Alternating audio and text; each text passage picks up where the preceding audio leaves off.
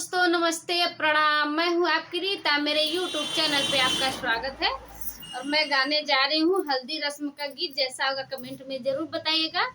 मेरे चैनल को लाइक करें, सब्सक्राइब करें और शेयर करें। कृपया आगे से आगे बढ़ाएं। पियर पियर घरवा आंगनवा हो, तेल हरदी क दिनवा। पियर पियर घरवा आंगनवा हो, तेल हरदी क दिनवा।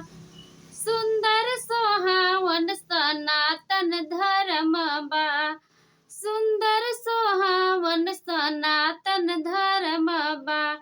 आज मोर बबुनी क हल्दी रसम बा, बंदिया कलाई में कंगनवा हो, तेल हरदी क दिनवा।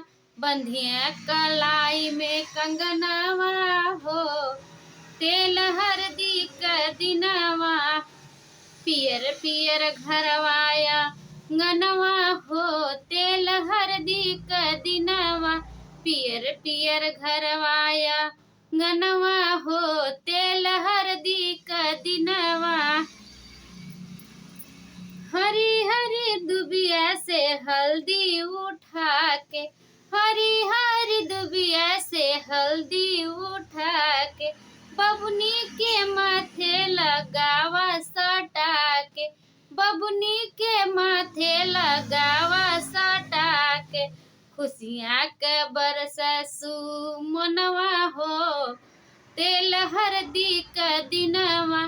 खुशियाँ के बरसे सुमनवा हो, तेल हरदी क दिनवा। पियर पियर घरवाया ngनवा हो, तेल हरदी क दिनवा। पियर पियर घरवाया ngनवा हो, तेल हरदी क दिनवा। मंद मंद बबुनी क मन मुस्काला, मंद मंद बबुनी क मन मुस्काला। आजू क दिनवा बा बहुत निराला, आजू क दिनवा बा बहुत निराला। दिल में अनेक यार मनवा हो, तेल हरदी क दिनवा। दिल में अनेक यार मनवा हो, तेल हरदी क दिनवा। पियर पियर घरवाया ngनवा हो, तेल हरदी क दिनवा। पियर पियर घरवाया ngनवा हो, तेल हरदी क दिनवा।